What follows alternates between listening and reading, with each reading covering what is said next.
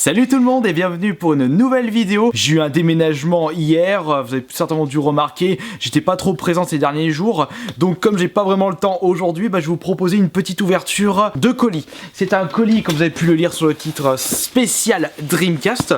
J'ai fait mon achat sur un site spécialisé, je pense que ceux qui me suivent sur le Facebook sauront c'est quel site. Et j'ai déboursé du coup pour ce colis plus d'une centaine d'euros. Ouais, environ 100 euros, je sais même plus combien exactement. Mais je sais que je l'ai acheté pas cher ce colis. Donc on va faire l'ouverture et je pense que vous allez avoir les grands yeux quand vous allez voir qu'est-ce que j'ai pu acheter sur ce site. Et en plus je trouve que c'est pas cher au vu de la qualité de ce colis. De toute façon ça, ce sera à vous de me le dire. D'ailleurs quand j'y pense, la Dreamcast, c'était un copain au grand frère qui nous l'avait prêté à l'époque. Et on avait... Qu'est-ce qui est tombé? Ah zut, c'est le cache de l'appareil photo qui casse pas surtout. Oula, regardez-moi ça. En plus, c'est super bien emballé. Papier craft, papier bulle. Au vu de la qualité du colis, je pense qu'il ne faut pas faire le travail à moitié.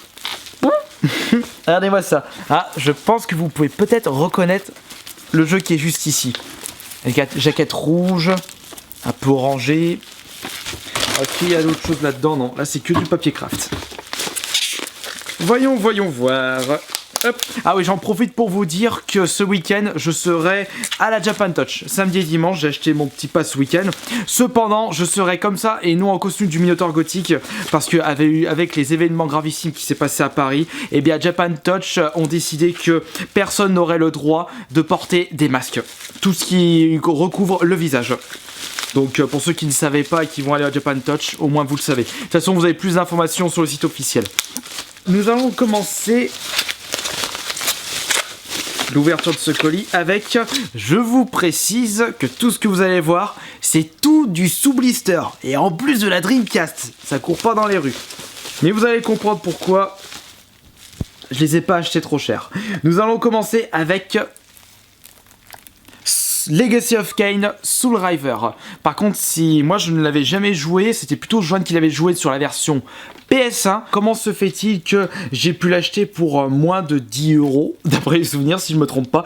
Eh bien, c'est en fait, ce n'est pas une version française, c'est en fait une version italienne. Alors ensuite, nous continuons avec... En plus, ça, je l'ai pris tout de suite, même si, encore une fois, c'est une version...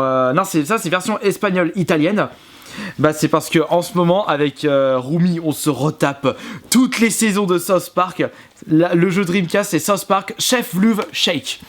Et d'après ce que je peux voir sur les images, c'est plus du mini-jeu plus quiz. Est-ce que ce jeu rend bien hommage à la série South Park comme l'a fait le bâton de la vérité? De toute façon d'après les puristes, c'est vraiment le jeu ultime pour la série South Park. De toute façon je l'ai terminé sur la 3.6, le bâton de la vérité, je me suis éclaté. Je vais essayer de le retrouver sur la PS3, mais je pense que celui-là risque d'être assez sympathique. Cependant, je sais pas, là je vois sur les images du jeu, c'est en anglais. Je sais pas si le jeu est en français, passe en français. Mais enfin bon, ça fera un autre jeu Dreamcast dans la collection. En termes de South Park, donc j'ai joué le bâton de la vérité, le rallye, j'ai dû le tester vite fait sur la 64. J'avais terminé le South Park, donc sur la Nintendo 64 également. Et après, il y a dû en avoir d'autres, mais non, j'ai joué qu'à ceux-là moi. Ensuite, nous continuons avec Soul Fighter. Alors là, attention, pour moi, c'est gros point d'interrogation. Je ne sais même pas ce que c'est que ce jeu. Je l'ai juste entendu de nom, c'est tout. Je sais même pas quel est le genre. Est-ce que c'est combat, aventure, RPG? J'en sais rien du tout. Je suis pas du tout le spécialiste de la Dreamcast. J'ai un peu joué auparavant, mais pas assez, contrairement à la GameCube ou la PS2. Ensuite, nous avons ça. Ça va plaire à Foxoff, non? Oui. Ouais, parce que ça, Foxoff, le membre VGR marseillais, c'est un gros fondu des Bust a Move. Et d'ailleurs, je pense qu'il va être content quand il va le voir celui-là. Bust a Move 4. Par contre, moi, les Boston Move, j'ai testé une fois. Bah d'ailleurs, c'était Foxhouse qui me l'avait présenté.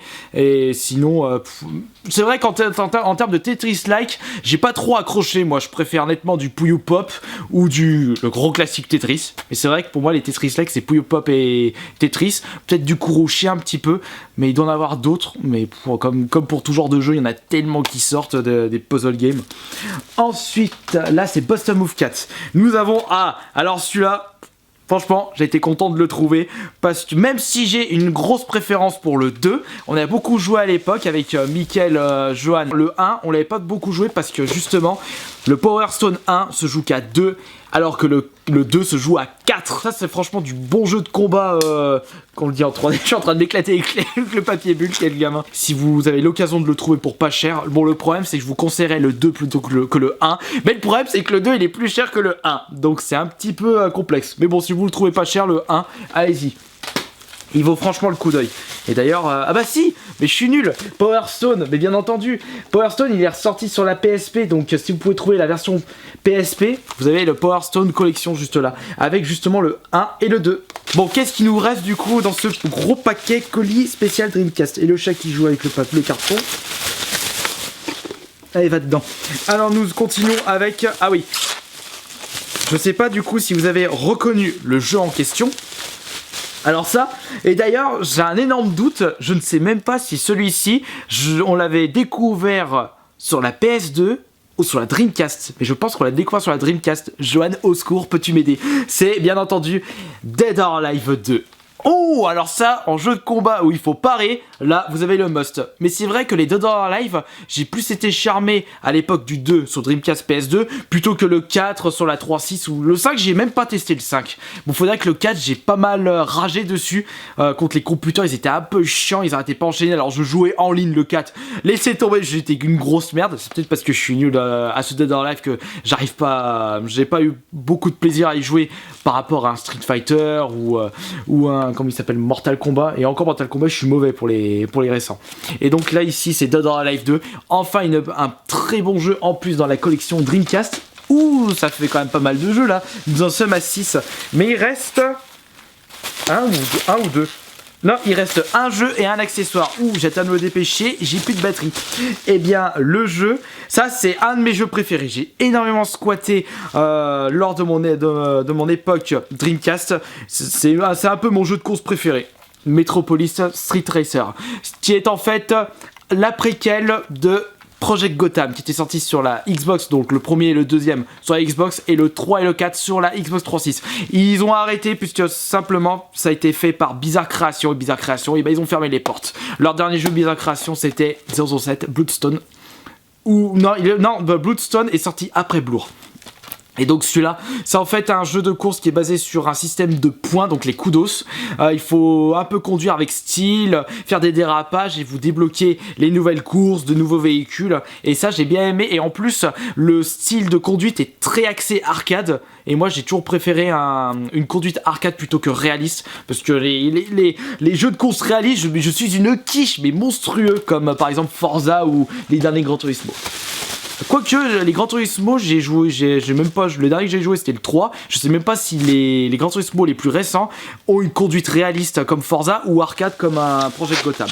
Et le dernier objet qui prend presque tout le carton, c'est en fait un objet sous blister. Non, c'est pas un gros truc, un Shenmue ou un light gun de House of the Dead, c'est en fait une manette Dreamcast sous blister. Bon, ça va rester sous blister juste pour la collection. Et je trouve qu'il les faisait pas cher, le site, il les faisait seulement à 20€. Donc j'en ai pris une pour moi. J'ai dit cool. Et les autres jeux, bah comme vous avez pu le voir, j'en ai eu pour un petit peu plus de 100€. Hop là. Ah, le ciseau, non, ça fait pas partie du colis. Et il y a du coup 7 jeux qui sont juste là.